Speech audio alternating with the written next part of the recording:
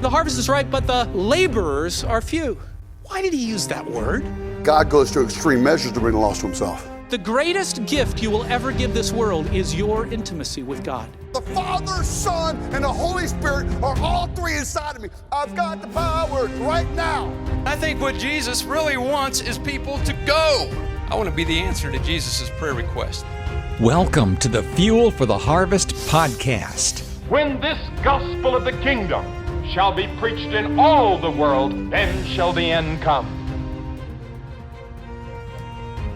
Hey everyone, and welcome to this latest episode of Fuel for the Harvest. This is Charlie. And this is Nathan, and we'll be your host for today. And today we have a special guest joining us, Professor David Bosworth. Thanks so much for being here. Hey, it's great to be with you guys. So, today on the podcast... Before we launch in, why don't you share a little bit where you're a professor, what you teach, what you do, Okay, sure. just for the audience to hear. And you might have actually heard from David if you've listened to our very early podcast. So this might be a refresher for some, but he's probably new to most of you. Well, I teach at Colorado Christian University in Lakewood, Colorado. And my areas that I teach in are New Testament and intercultural ministry. Awesome. Good topics. Excellent topics. Topics that relate to one another. Yeah. Well, I know when we were here, you were one of our favorite professors because you made things down to earth for us. Yeah. So it wasn't all this ethereal stuff, it was the practical stuff, which we love. Missions has a way of making you think that way, doesn't it? It does. You can be theoretical all day long, and it doesn't work until you actually put it into practice. I recently saw a post on Facebook just today, actually, from one of the professors here. I think he was quoting someone else, but he was like, hey, here's a message for those who are in academic Christianity, that there's this danger of thinking that because you have a lot of knowledge and perfected theological stances that you're spiritually mature. But actually it's what you're putting into action in your life, your lifestyle, essentially. So I thought, man, that was a good... That is good. Good statement. Danger goes both ways. You Yes, can be it an does. unthinking practitioner, which is just as dangerous as being Yeah. an overthought non-practitioner. There's a good tension and balance. There is, yeah.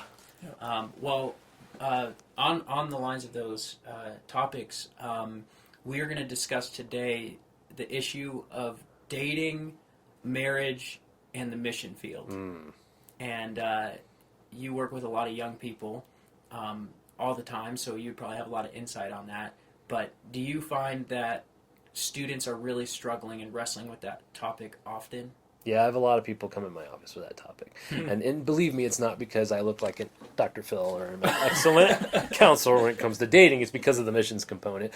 Yeah. But there's often a lot of questions that surface there because sometimes you feel like you're making a decision for that's bigger than just a normal decision. Should I date someone? And so they want to try to figure out how to factor that in. So what kinds of questions are you hearing?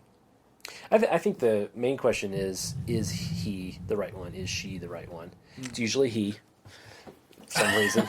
Because guys don't want to share about their feelings and ask your opinion. Well, and also women are more drawn to the mission they field. are. That's, another problem at the current... Yeah. And but it's often the young ladies who are asking these questions. By the way, I need to clarify, not a problem that women are drawn to the mission field. A problem that not enough men are standing up with them. Yeah, good clarification. That's right. Yeah. No, so I think that people are asking, is he the right one? Is she the right person? And how to ask that question and how to answer that question becomes very complex because it's not just a matter of figuring out if they're right. It's a matter of figuring out what the criteria are to determine if you should even answer the question that way. And that's where the layers start building up and people just get confused. What kind of criteria do you usually offer? Well, I'm a little non-traditional. Oh, that's good. In that regard. I think the typical answer that people are given when they seek out advice is to say, if you're called to the mission field, then keep your eye on the prize, stay focused, and don't let a relationship become a distraction. Have you guys heard that? Oh, of course. Pretty much, that's the only thing I've heard. answer. That's standard answer. And I don't think it's a wrong answer in all situations. Yeah. I also don't think it's a universally good answer. So when I'm talking to somebody, I want to find out, okay, well, what's going into this for you, and how are you approaching it, and what are the layers that you have to unpack here in order to even get to that point of asking, is this the right guy or the right gal? And so if the standard answer is, hey, you're called, stick with your call, then where that gets complicated is figuring out what does it mean to be called. Yeah. You know, some of us have stories where our calling is very crystal clear. It's a dream. It's an experience that we had. It's a very clear sense in our heart. But I would say that's actually a smaller percentage of how God calls people. He also calls them through the council of community. Somebody looking and say, hey, you know, you're really good at this, and you ought to think about doing this there. Or this is what I'm doing. Think about joining me. Or somebody finds themselves somewhere with a connection. Right. We really can't diminish the providential ways in which God arranges our life. And sometimes that's calling. But when there's this very attractive person that you feel drawn to with affection and all that emotion and other internal aspects that God gave us are operating at full capacity, if your call isn't crystal clear, then it's hard to. What should I pursue at this point? It becomes the question. Yeah. You begin to question your call. Right. Yeah, I've wondered. This is probably a whole nother podcast on what is calling and how do you discern it biblically. But I've wondered about that often. Even as I haven't done an exhaustive biblical study on it, but I did come across the word twice in the book of Acts recently and thought it was interesting and was studying a little bit about it. And in Acts chapter 13 with the church at Antioch, there were 5 prophets and teachers. Out of those 5, only 2 were called to itinerantly proclaim the gospel from place to place, but all 5 were highly gifted in that. Paul and Barnabas. Yeah, Paul and Barnabas. The Holy Spirit said, set apart for me, and in that passage uses the word calling, for the work to which I have called them. And so I even began to wonder, okay, that's even pointing to what you said, a smaller percentage gets that crystal clear calling, which I would say Paul and Barnabas had in that moment, but the other 3 didn't. So they had the freedom to stay and figure out, what does it look like to use my gifts in Antioch, is my guess. We don't know. We have to read between the lines. But anyway, that's a whole other topic, but it gets interesting to say what happens to the other 3 out of those 5. Well, that's exactly right. And let me just tag on to that sometimes calling is a process, not an event. Right. So you reference these other men having to discern and figure out what it was God was asking them to do. And in Acts 13, it's the Spirit and prayer. Yep. So there's and the church and the community. Yeah. So there's a process there. It's not like you go to one prayer meeting and have one meeting with all those folks and figure it out. I mean, that probably was months of process. And so I see a lot of people whose calling is a process, and I don't stay the same every day. I mean, I wake up some mornings with enthusiasm, I wake up some mornings with dread. I mean, we're not static beings in that regard, and so we shouldn't expect that our participation in the discernment of calling should be static either. Right. So what do you do with a person who's 21, trying to figure out what God's doing in their life, and they're trying to define that calling and get a sense of what it is?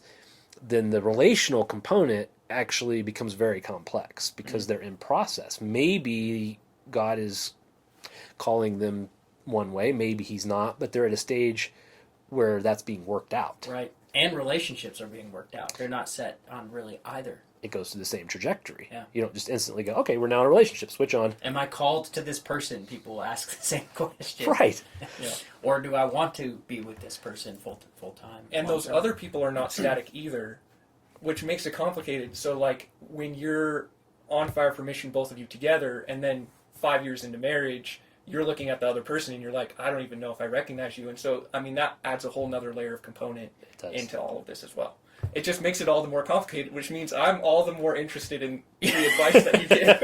I don't know if you're getting to it, but I would be interested in hearing, even earlier on, what made you to begin questioning the traditional answer. Well, be hard after your calling, get after it, and look sideways and you'll find the other person running next to you. And that's the traditional answer, right? So what made you to question that initially? Is it the people? Well, it was my own experience. I mean, you're going to make me tell on myself here, but I didn't want to date someone who dated me because I was heading towards mission. I felt like that would be the wrong reason for someone Yeah. to be attracted. Yeah. That turns out to be a very stupid idea, but that was my thinking.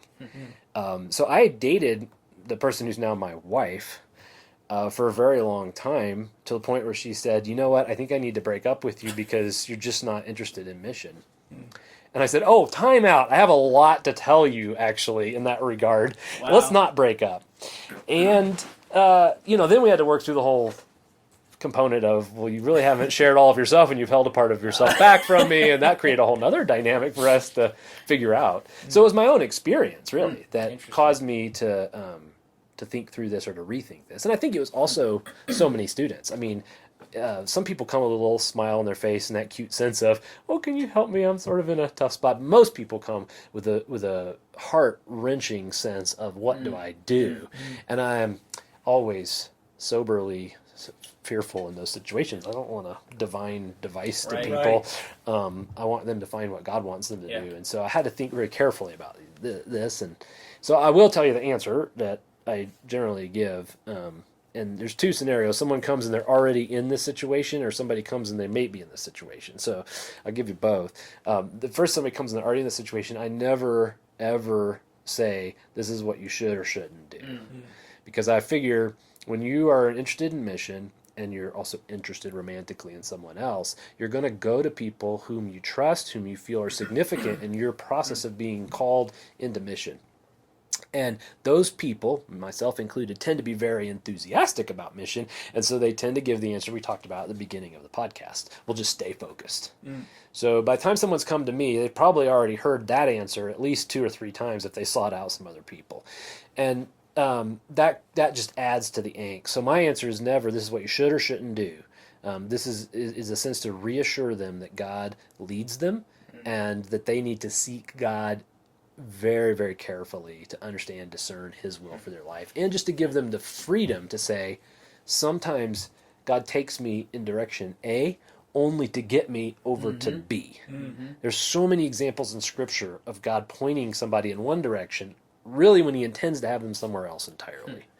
And to say, that's part of how God works. So you need to free yourself up, not to limit what God could do. The other thing that I tell them in that scenario is, never, never count on the optimistic outcome. In other words, because it's almost always females coming, I tell them, don't count on the guy who's interested or open leading you to the mission field. Right. Don't count on that. I'm not saying it doesn't happen, but I will say in 20 years of ministry in a college context, I cannot recall one single scenario where there was a guy who was open but not headed that way that ended up on the field with a wife, who had been enthusiastic beforehand. It's just very, very rare. And so I said, don't count on that. If you're going to enter this relationship, enter into it with eyes wide open. Good. That makes me even think about salvation, where statistically, if you're looking at a family who's not saved and you win the woman to Christ, their family might get saved. But if you win the husband, more often than not, the rest of the family follows. Yeah. And it seems interesting. It's kind of similar with this missions theme of, hey, if you're going to get married to this guy and he's open, may not always stay that way, versus the other direction maybe. Well, and open is so much different than like passionately pursuing. Or, right. Like, oh, I'd try it. I'd be open to it versus, yeah, this is what I want to give my life to. Right. Well, God's designed husbands to lead the family. Right. Yeah. And so it only makes sense. Yep. A husband's willingness and openness to something usually doesn't translate into action and passion in any area of life. My wife knows that. She goes, you're open to this, fine. But if you're not passionate about it, it doesn't happen. Right? Yeah, that's true. That in all areas of my life. That goes from paying the bills, fixing the sink, to missions. I mean, it's just the reality. Yep, it is.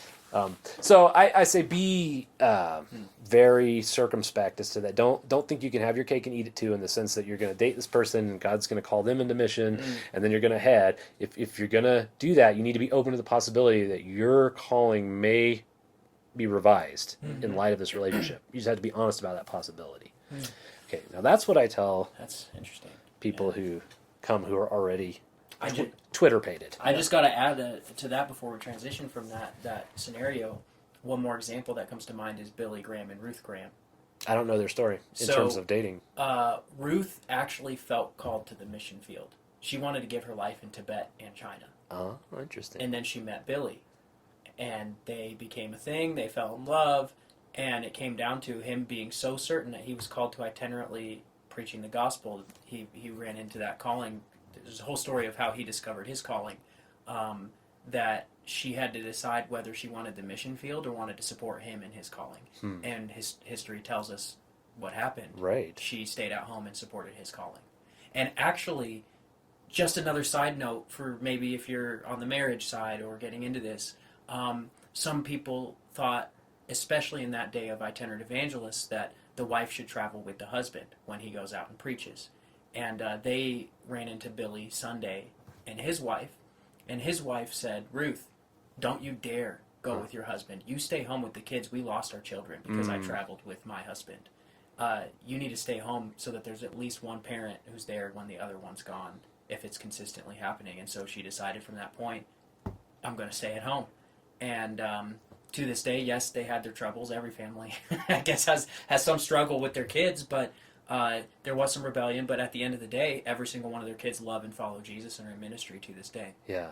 So anyway, just another historic example of what you're talking about. Right. That's a good example of heading towards A and getting to B. Yeah. But you can see that B, the alternate destination, was very much ordained by the Lord. Oh, Right, yeah, of and course. we could say the ends of the earth were radically impacted because of their ministry Without a together. doubt. And Billy couldn't have done it without Ruth. Without a doubt. It wouldn't have worked.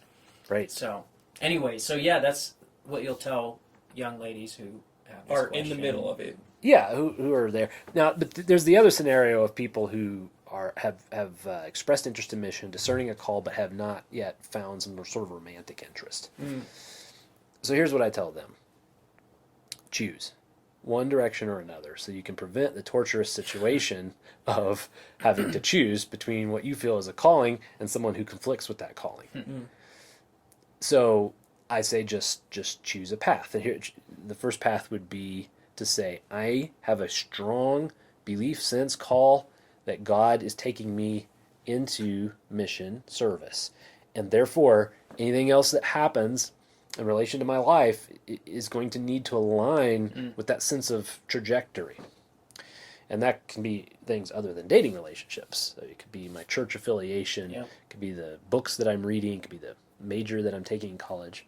But the point is that you make sure that things align with the sense of calling because it's that firm in your heart. And so if someone comes along who's, I'm not really interested in mission. I believe God's working in my heart, but I'm perfectly desirous of living in the United States for the rest of my life, giving towards missions, whatever. But that's not your guy. But that's one way to do it. Another way to do it is to say, I believe that God works through a whole range of realities, from the roommate that I get randomly paired with to the person I run into next to me on the airplane that I talk to. I mean, all of this stuff is under God's sovereign plan, and that it's very possible that I might meet someone and that person and that relationship is not only going to bring fulfillment in aspects of my life and give me a chance to fulfill that person, but it's also going to be a part of what God does to point me how he wants me to be used. You guys are married, I'm married, and I can say, at least for myself, that what I thought marriage was going to be is not exactly what marriage turned out to be. And yet it's so much richer than what I thought in different ways, and time has a way of taking you places and deepening things. So that's a part of God's process of taking you where he wants. So I just say, pray about it. Don't do this lightly. Don't flip a coin, but choose one of these ways of looking at it ahead of time. Say, either this is what God's called me to do, and I'm going to make sure things align, or I'm definitely open to what happens romantically in my life, if God brings that along, shaping my sense of calling and mission. And so a lot of times we think that second option is less spiritual. We often talk about it that way as mission mobilizers. I don't think that it is, and I'll tell you why. We don't have any problem with a spouse shaping mission calling, as long as you're already married to them. If, let's say, somebody was really burdened to minister in Russia, and then the person they got married to felt called to Africa country, Uganda, let's say, randomly, and they go through a process of discerning, well, should we go to Russia? Should we go to Africa? And they end up going to Africa. No one looks at the wife and says, oh my gosh, you compromised your call. Yeah. Because you're doing what your husband felt called to. God gave you this call. I mean, we don't ever do that. So it is very possible that we can see God working and calling through other people, through relationships. But for some reason, we have a hard time applying that to dating. Interesting. And so I would argue it's possible to apply it there. But save yourself the torture ahead of time. You can just look at somebody and say, no, I can't date you. Love to be your friend. Yep. Or you can look at them and go, let's get to know each other and see where God takes this. But you feel the freedom to do one or the other. Yeah. Right. It reminds me of what Jesus says in Luke about counting the cost. It's like, there's opportunity cost either way. I mean, my wife and I, maybe I shouldn't say this publicly, my wife and I have a big life decision that we're talking about, and one of the biggest factors in this big life decision is, like, what is the opportunity cost? If we choose to go down this road, life is going to be great, but it will look a lot different than if we don't choose to go down that road and we continue on the road that we're currently on. I mean, I think it's the same thing that you're saying. Everything comes at a cost. Like, you have to evaluate based upon what is the higher value. Yeah, it's interesting. I'm one of those people that had the crystal clear calling, not because I'm special, because I think I'm hard-headed. I wouldn't have done it if God didn't make it so clear. I would have kept on. I've shared it on the podcast before, but I would have kept on with the plan and the path that I wanted. No one could have stopped me. And so when God hit me upside the head and made it crystal clear, it was like, I have a choice, but I really have no choice. I have to do this. There's nothing else I could. Woe to me. I'm compelled. If I don't do this, I have to. And at that point, I really like what you shared. I chose the path of viewing everything through that lens. Where I'm going to college, what degree I'm studying in that college, which happened to be right here. Biblical studies, theology, I felt was the best fit for what I wanted to do. Right. And who I dated. I'm like, you know what? If I prayed every day in college because I had two desires, the calling and a desire for a relationship. I wanted it badly. And I prayed this prayer, which is a weird prayer to pray, but I prayed it every day when I was studying here. And it was, Lord, if you want me to be single my whole life, I'm willing. I know I have a crazy calling to travel and preach, and maybe I'll die a martyr someday on a mission field somewhere. My wife says I'm dramatic sometimes, but she's like, you're black and white, but you're dramatic. Thanks a lot. Anyway, so I'm like, Lord, if you want, I'm willing. I surrender to that, and I submit. But I have this desire, and I know you're a God who gives good gifts. So would you give the gift of a relationship? But whatever you say, I'm in. And I prayed that every day because I had to surrender my desire, and I wanted it so badly. I literally had the mentality: if I'm ever going to date somebody, if God brings someone, they have to be okay with me being gone sometimes. A lot of times, they have to be okay. I'm going to be in dangerous places. They have to be okay that I might be a martyr one day. I might be a Jim Elliot, and they have to know that that's our future, if that's what God wills. And one day, I believe we were just friends at this point. We might have started dating. My wife, when we were just friends or dating, said, we were discussing, we were driving in the car somewhere to a basketball game or something. And I said, I don't know why we're talking about this, but I'm like, I always thought that the person that I'm going to date has to be willing that I die a martyr somewhere. And then her response, that's kind of an intense statement, I guess. That's a very intense statement. So she's sitting next to me, she goes, yeah, I always just thought that the guy I dated would have to be willing to be persecuted because there's been a lot of suffering in my family, in my life. I'm like, oh, I kind of like that. Okay, Lord, what are you doing here? So then through prayer and desire, my desires grew. We were friends at first, and they grew further. And when they started to grow further, because I had this prayer every day, I then prayed, Lord, like, are we supposed to date? Is this right? And I felt peace about it. Felt like it was a yes. And I asked her out on a date. She said yes. She said she was upset with me because I was in the car next to her, and I guess I was moving my hands on the steering wheel. And she's like, she tells me later, she's like, it's like he wasn't even listening to anything I was saying. Here I am cowering in fear. She's like, and he's rubbing his hands on the what is he doing over there? Trying to work up courage. So then I asked her on a date, and miraculously she said yes. And I said, hey, I'd like to ask your dad's blessing first, if that's okay. She said, yeah, I'd like that. So then went and asked her dad, cowering and fear a little bit, working up the courage to speak and ask his blessing, and off we went dating. But it was this process of desires and prayer, and I had chosen that first route that you mentioned to honor the calling God had given, which was crystal clear. And it's interesting what God has done on that journey as well, how he brought confirmation. Even that same week, I was at the church that I happened to be at the time, and I was with the two pastors in that church, and they said, Charlie, are you going on a date with anyone for Valentine's Day? And I'm like, oh, yeah, there's nobody to go with, you know. And they literally look at me like I'm totally stupid, which it was probably a stupid statement to say something like that. And they're like, how about all these girls that help you out in this youth ministry here? I was a youth pastor at the time while studying at CCU.